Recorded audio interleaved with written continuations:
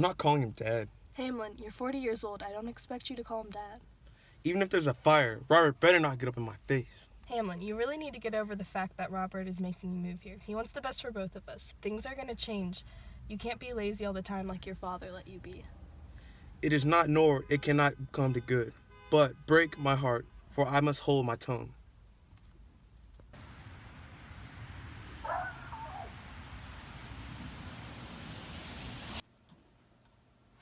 I had the pleasure of interviewing Hamlet for a job recently. Let me tell you, this guy has some major complexities. I noticed Hamlet has inconsistent views towards justice. For example, Hamlet believes that his crimes are forgivable because they have reason. However, he deems that all crimes inflicted upon him must be punished harshly. For example, as I take you through this story, you will see that he is seeking major revenge on his new stepfather, Robert. He hates Robert for murdering his lazy lifestyle that his real father let him live. With his real dad, he only got to sit around and watch TV all day. His stepfather, Robert, is much stricter and wants Hamlet to actually work. Not only does Robert take away his chill, he forces him to move into his house and share a room with his new stepbrother, Dale Ortiz. This is unforgivable for Hamlin, and while trying to get revenge, he commits some pretty insane acts of his own. The complication is that he doesn't see the problem with his own crimes. Let's take a look at their first dinner together. So Brennan is really good at fencing. I haven't caught the swordfish of my generation. Oh yeah, let's see it. Well, that's the thing. Hamlet isn't comfortable with others watching him fence. For example, I'm his mother and I've only seen him fence once. I bet you can't even do it. Dale, stop. God, I hate this place. Why do you guys have to get married?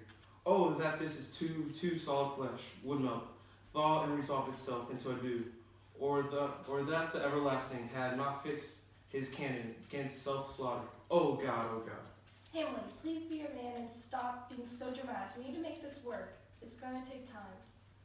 That how a father killed a mother, stained excitements of my reasons and my blood, and let all sleep? Oh, calm down, Hamlin, please. So, Hamlin, what's that shirt you're wearing? Pablo Cruz lines? Yeah, I'm a fan of the Caribbean. That's, Shirt. Oh shoot.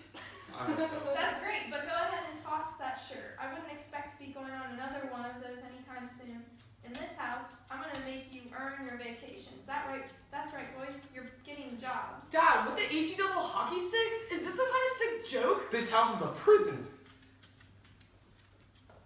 Now this sent Hamlin over the edge, making him get rid of his beloved Pablo Cruz t-shirt. It symbolized all of his good times with his mom and dad.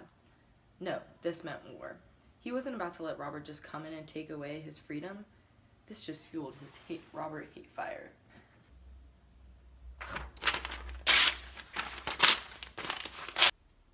Hamlin, it's me. Pablo, is that really you? Yes, I just said that. Listen, something's rotten in the state of this household. I need you to get back at that horrible, cruel, evil human. Robert?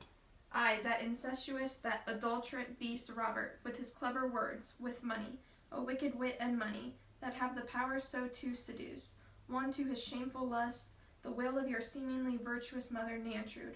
Oh, Hamlin, what a downgrade that was from the life you lived. From me, whose life was of leisure, that it went hand in hand even with the vow I made to you, when you brought me, and to decline upon a wretch whose rules are much stricter than to those of mine. But virtue as it never will be moved, though lewdness court it in a shape of heaven, so lest though to a radiant angel linked will sate itself in a celestial bed and prey on garbage like Robert. But, hang on, I think I hear someone coming. Brief let me be, sleeping within my hamper, my custom always after I'm worn. Upon my secure hour thy stepfather stole with scissors of cursed Hebenon and a blade, and in the holes of my sleeves did cut the fabric, whose effect holds such an amity with the threading of a shirt, that swift as quicksilver it courses through the natural gates and alleys of the shirt, and with a sudden vigor I was ruined. Oh my God, that beast. I can't believe he cut up my favorite t-shirt. That was the last trace of my carefree life before Robert. I promise you I'm going to get revenge for this. I'll make it my only mission in life. I'll find a way to break up this family so I can go back to the way things were and honor your legacy. Oh, cursed spite, that ever I was born to set it right.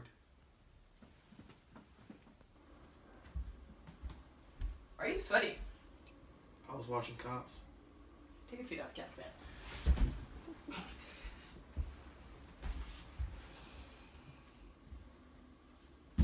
Do you touch my drums?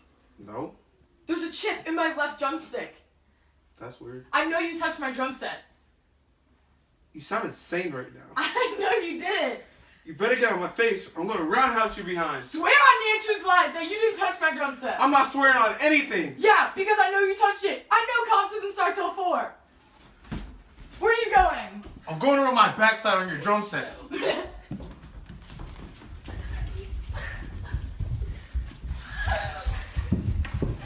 Yeah, yeah.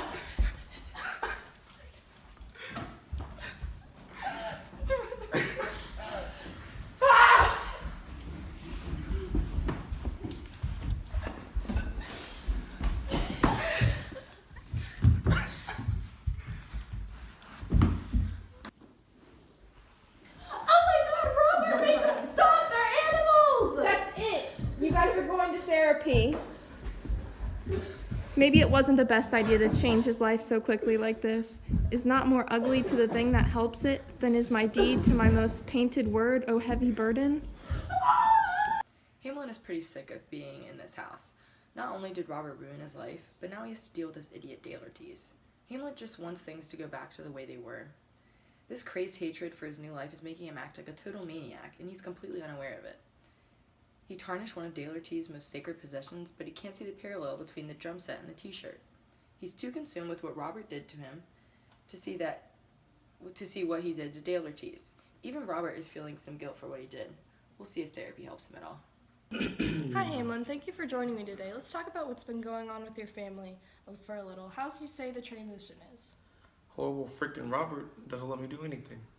Okay, so from what I've collected, it seems like you're struggling with a couple of things. You're having a difficult time with patterns of handling emotions from the iceberg model of culture. Also, according to Maslow's hierarchy of needs, the stage of love and belongingness hasn't quite been met. That's probably why you're feeling so betrayed by your family. I don't know. You might be right. All I know is that I need to get revenge on Robert for cutting up my favorite shirt. I think that t-shirt means more to you than just the cruise. It feels like your old life in a way, doesn't it? Maybe you and Robert can come to a sort of compromise so you're not able to relax a little. I think that would help to ease the tension in your family and your mom was telling me about. I mean, I guess I could try.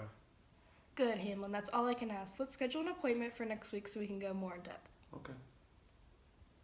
All right, gang, let's really nail it this time. And let him ply thy music. 2, 3, 4.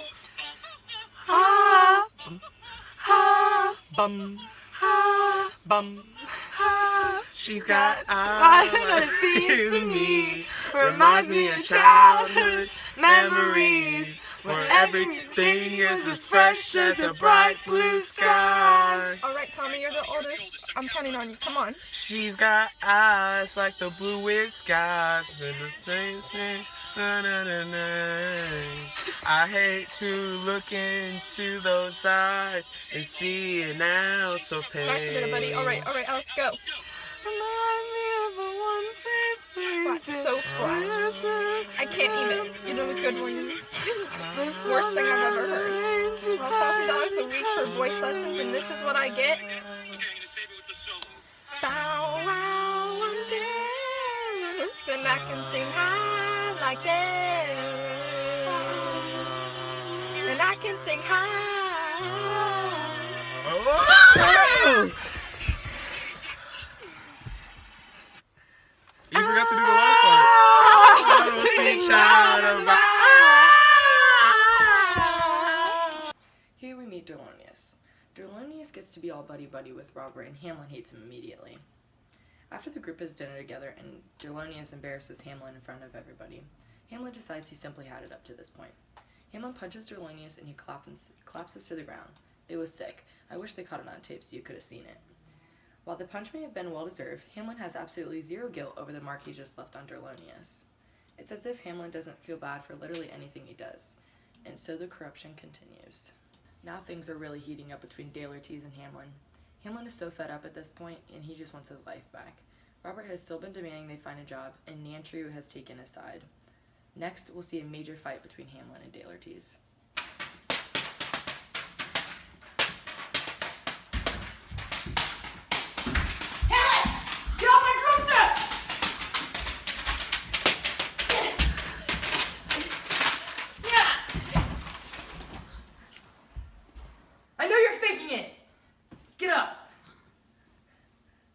Oh no, he's actually dead. I've never had to deal with this before.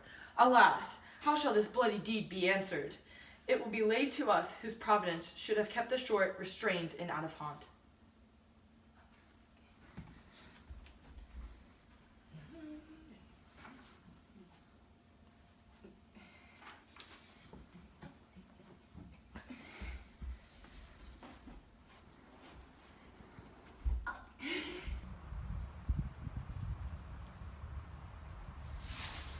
You're alive! How did you come back?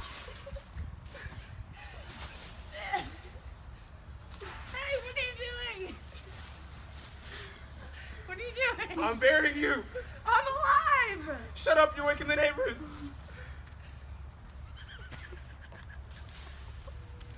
I pray you pass with your best violence. I'm afeard you make a vainting on me.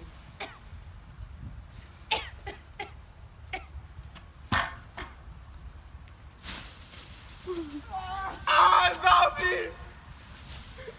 Get away from me! How dangerous is that this maid goes loose? Yet not must put the strong law on him. He loved of the distracted magnitude. This fight just about does it for Robert and Nantrude. It's obvious to them that it just isn't going to work out. The tension Hamlet created with their relationship has caused them to get a divorce. However, that means that Hamlet got his ultimate revenge. He finally got back at Robert for ruining his carefree life. Hamlet is so relieved knowing he will get to be back to his old ways. Ha, you thought. Even though Hamlet got his revenge, his actions didn't come without a punishment of their own. His mom makes him get a job and move out into the real world himself.